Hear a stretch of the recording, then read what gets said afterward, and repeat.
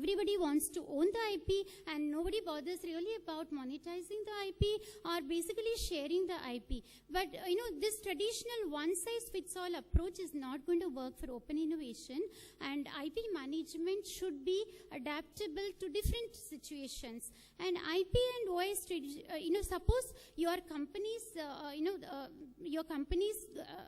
technological goal is not integrated with the IP strategy, then it's not going to work. So basically, IP strategy and open innovation strategy should be integrated. And suppose, it should be a call, if the IP strategy is a call of the lawyers themselves and not your technical team or your business and business leaders, then again, open innovation is not going to work. So basically, we should create an ecosystem or a team which has both the technology leaders and the lawyers, and it should not be just a legal matter, it should be a connected system. And then IP should not be treated as an end in itself. Basically, it should you should concentrate more on sharing the IP or monetizing the IP. That is going to work. Now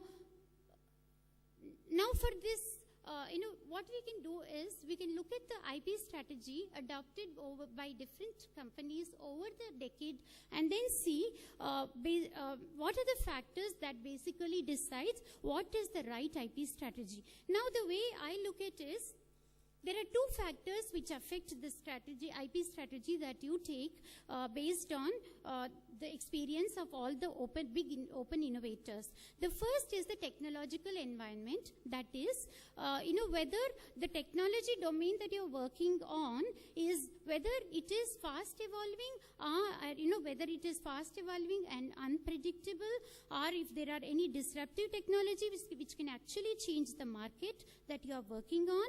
In that case, I would call that as a turbulent, system, or whether it's a calm system, or if the technology is evolving very slowly, the market is very stable, and you know exactly what is the scenario tomorrow. So in such case, it can be considered as a calm, calm segment, and if it is turbulent, then it is fast evolving, and that I have plotted along the x-axis. Now along the y-axis, what I have plotted is the knowledge distribution. That is, suppose the expertise is confined to certain R&D centers or research centers or top universities, then it can be considered as a puddle. Or if the knowledge is distributed all around, then it can be considered as an ocean. So now you could fit into any one of the four quadrants, and the IP strategy that you take actually depends on which quadrant or where exactly you fit in. Now, I will take the four segments and then discuss in detail with examples on what should be the right IP strategy in each one of the segments. So far it's calm. It's slightly becoming turbulent now. So I would request you to finish in a couple of minutes. Okay, now suppose your company is in the calm puddle. What do I mean by calm puddle?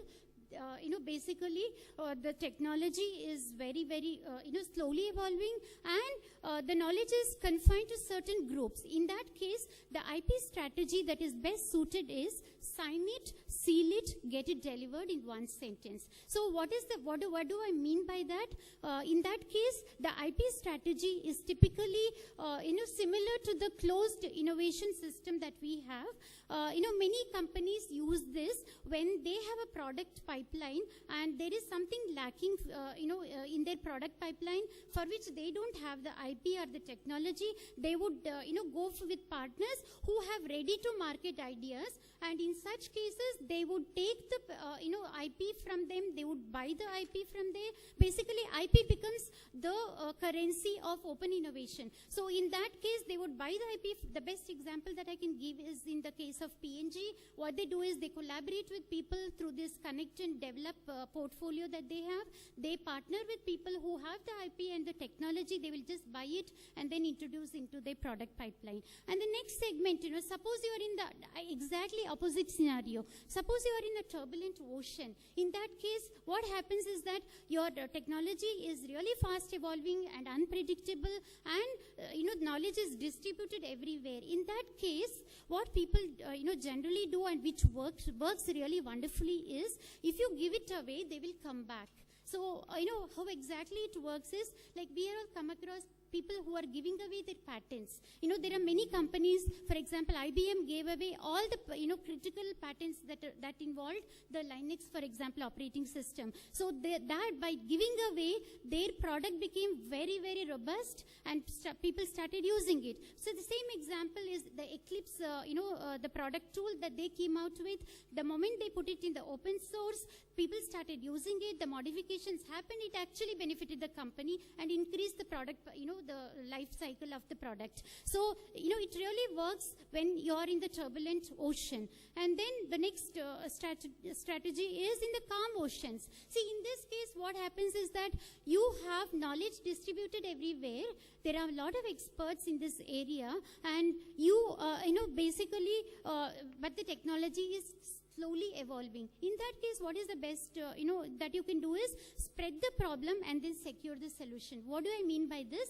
Basically, there is wisdom all around. So you can use any of the digital portals that we have, and you can actually seek solutions from everybody. And then what happens is that IP becomes little complex because, depending on different situations, you can actually utilize it. But most of the case, what happens is the company gets the complete authority, or they buy the IP from the people who are giving the ideas, or they could license it. In the case of, for example, the Dell IdeaStorm, that's what they have done. So basically, they get the IP from the inventor who comes out or develops the technology, and then they license it. So in the last quadrant, what happens is, suppose you are in a turbulent puddle, there are many options people are using. In that case, for many eggs, you have to get many baskets. So what do I mean by that? In turbulent, puddles, there are many players who are, but their expertise is limited to certain places. So in that case, you know exactly with whom you want to collaborate, basically. And IP becomes, suppose in many cases, it becomes joint collaboration and joint IP creation. And in that case, one should be really clear about who is going to take care of the IP after the creation, who is going to maintain it, and who is going to basically be responsible in case of litigation and other issues. But it is working wonderfully for many companies. For example, in the pharma sector, the other way people are using is form an alliance or collaboration, joint collaboration, or basically a consortium.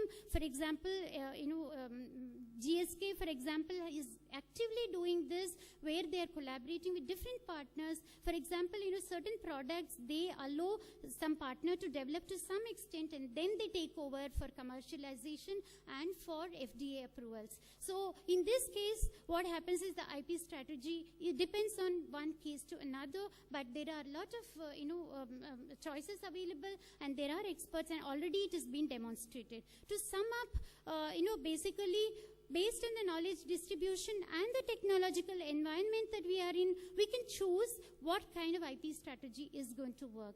So with that, I close I'm very sorry. We exceeded the time a little bit. Thank you.